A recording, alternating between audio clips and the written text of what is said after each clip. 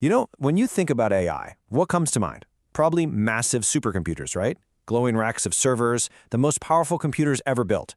But behind all that silicon, there's a critical human element that we just don't talk about enough. So today, we're going to pull back the curtain and look at the actual people who make these incredible AI factories run. All right, so this is part 11 of our 15-part tutorial, and it's all based on this really comprehensive report from Virtualization Options LLC called Building Large-Scale AI Data Centers. In this explainer, we're diving into Chapter 11, which gets into something crucial that's often overlooked, the staffing models you need to actually keep these places online. Okay, so the report kicks things off with a number that's, well, it's pretty startling. To run an AI data center, you need double the operational staff compared to a traditional one. Yep, you heard that right. 2 times the number of people. Which of course leads to the big question, why? Let's put some real numbers to that. So a traditional data center, you're looking at maybe 10 to 15 people for every megawatt of power.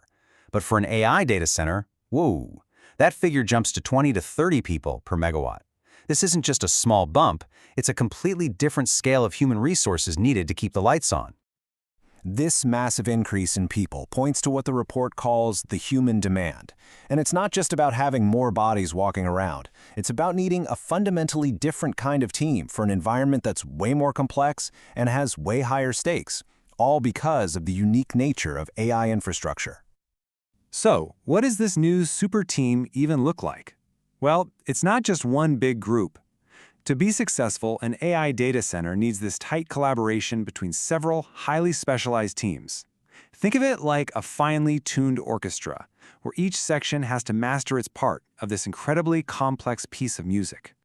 The report basically breaks it down into 4 core teams. You've got your facilities management, your classic IT operations, network engineering, and then, this is the new one, a team for AI workload optimization. And trust me, the job description for every single one of these roles has been completely rewritten for the age of AI. So let's start with facilities. These are not the people just making sure the air conditioning is on anymore. Oh no, they're managing industrial-grade power and cooling. We're talking single racks pulling over 100 kilowatts of power. That's more than a dozen houses combined. And they're dealing with advanced liquid cooling systems that look more like something out of a power plant. Then you have IT operations. Their level of responsibility has just gone through the roof. I mean, imagine you're in charge of a single server that costs more than $300,000. Now, imagine that one server is running one critical job for weeks at a time. The pressure to make sure absolutely nothing goes wrong is just immense. And what about the network engineering team?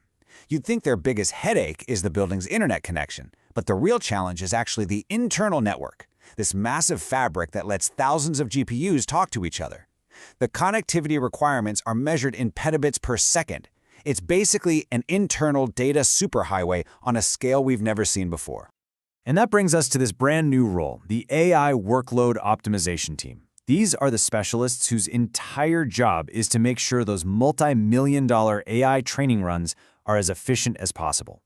Their whole focus is just squeezing every last drop of performance out of this incredibly expensive hardware. So, why all these specialized teams? Why this intense focus? Well, it all comes down to one simple, terrifying reason: the staggeringly high cost of failure. The stakes of getting something wrong here are just astronomical. This quote from the report really says it all. Just picture it. An AI model has been training for 3 weeks. It's almost finished. And then a tiny power glitch or a cooling failure knocks it offline. That's not a minor setback. That's tens of millions of dollars in wasted computing time and research just gone.